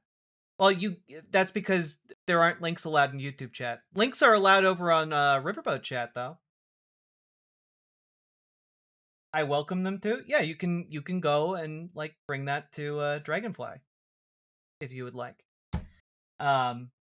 It's not.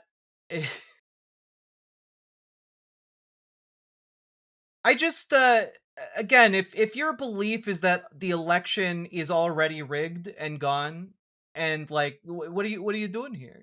Get be gone. But I will also say, I just.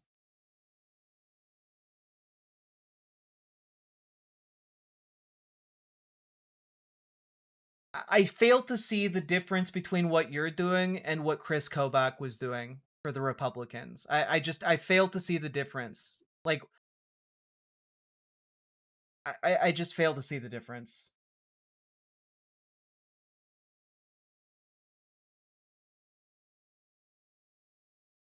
Oh, okay.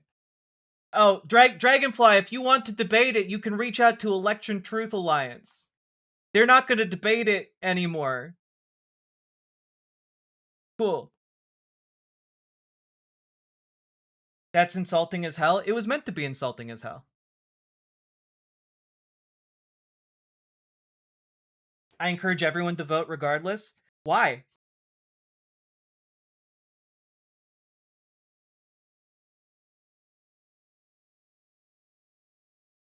If like, I'm sorry, but like, if our elections are already so compromised that any voting machine is a suspect and can put out numbers that the Trump administration wills, then like, there's genuinely no point in participating in electoral democracy. You understand that, right? Like, if the election is already so compromised, then we are no longer in the realm of, oh, just participate harder in democracy. We're in the realm of, well, I guess our entire system of government has collapsed and it's time to take up arms. Right? You understand that, right? Like, why would you ever encourage people to vote in a system where their votes are simply going to be changed by a hacker? We don't understand fully how their scripts work. If they have the ability to insert scripts into the machines, they can do literally anything they want inside of those machines. Good God. I don't think you understand the extent to what someone could do if they're able to do that.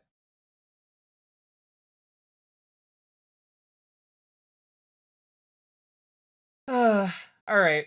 I'm done with you, though. Goodbye.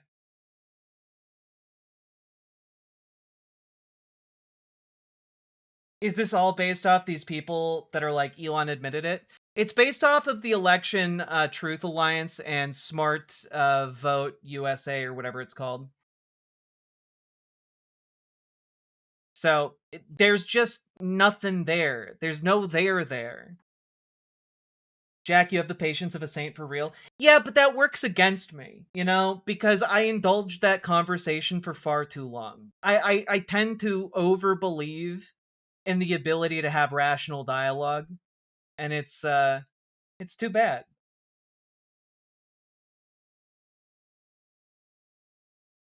But like, again, if your argument is the voting machines are compromised, they can alter the votes at will.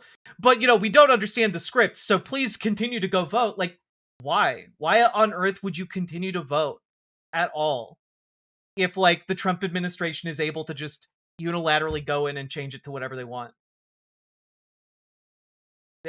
Silliness to a degree unimaginable.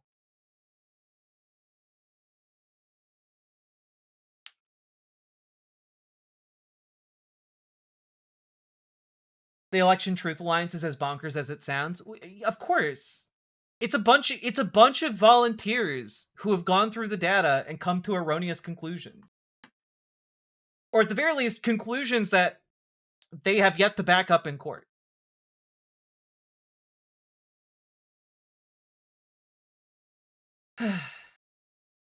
Okay, I am going to go and make dinner for the love of my life and smooch her. I will be back later tonight, folks. So do look for me to go live. When I come back later tonight, we're going to talk about why I believe the Republican Party should be abolished. We're also going to talk about ICE and Epstein and a few other stories along the way. Maybe have a few laughs. We'll see. But I enjoyed this today, and hopefully you guys did too. I'm ready for Echiro Oda to make Google debunkers. Google debunkers. Sake Tanuki, thank you for the 5 tier 1 subs. Very much appreciated. Very, very much appreciated. Can we require men to present their girth certificate to vote or go to the bathroom? You know, if any state that bans trans people from using the bathroom of their their gender identity, I think should also require men to present a girth certificate. I agree with you. That's my most controversial stance right there. Thank you for the 5 tier 1 subs for that as well. Yeah, what is your hog height? We need to know. All right. With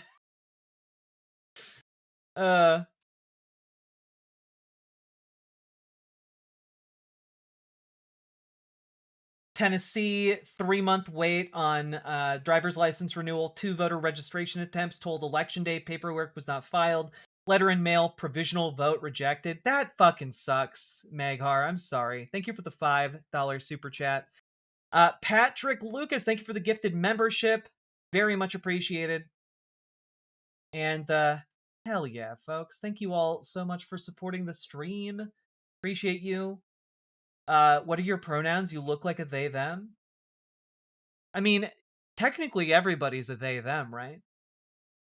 Fucking pronouns! What's crazy, though, is that the vast majority of people who ask me what my pronouns are, number one, don't read the channel description, and number two, are conservatives. Like, the people who are constantly talking about talking about the fucking pronouns are conservatives. Have you guys noticed that? Like, it's crazy. Y'all got pronouns on the brain, which you would think would translate to a greater grasp of like language skills and like literary analysis, but it doesn't. It's very strange. You guys are obsessed with parts of speech, but it's weird. So what? Well, so what is that it's weird? It's fucking bizarre, is what it is. It'd be like if a bunch of people that you knew were really into adjectives. Like, I know people like that, but that's because I have a literal English degree.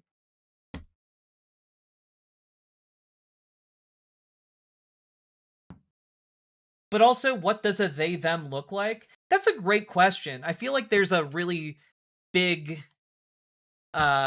spectrum there that literally encompasses everyone, because you can refer to every single person you meet as they, them. Are Ren Fair pronouns ye, yim?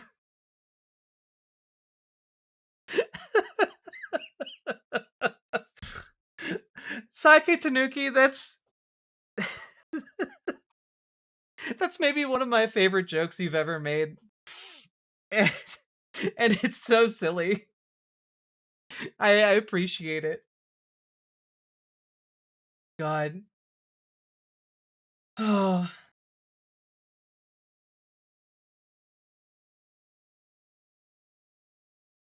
Oh, is there no reference to my gender in the description? I gotcha. Sorry. It's been a while since I wrote it.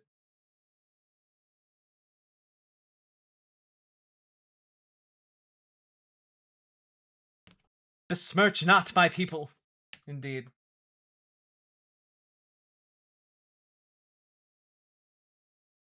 As long as you don't call me cisgender, I don't care what you are. Wait, why would you care if somebody calls you cisgender? Do you think transgender people get offended when they're called transgender? Like that's I'm confused. Is it bad to have a gender identity that aligns with the gender you were assigned at birth? Is that a bad thing? I mean, I guess unless you're telling us to call you trans, I guess, then it would make sense. Trans for everybody. All right, I'll be back later tonight. You all take it sleazy, folks. BRB. And I guess be back later. You don't like it? But like, why? Like if I ask why somebody doesn't like a certain type of food, they, it's too salty, it's too slimy, it's too whatever, Yeah, Brazilian butt lifts. Bye. Just consider it. It's a valid question. Bye. This is the ending song. It isn't very long. Hey! Just because you're trans doesn't mean everyone wants to be labeled. You literally have a label right next to your chat name. Bye.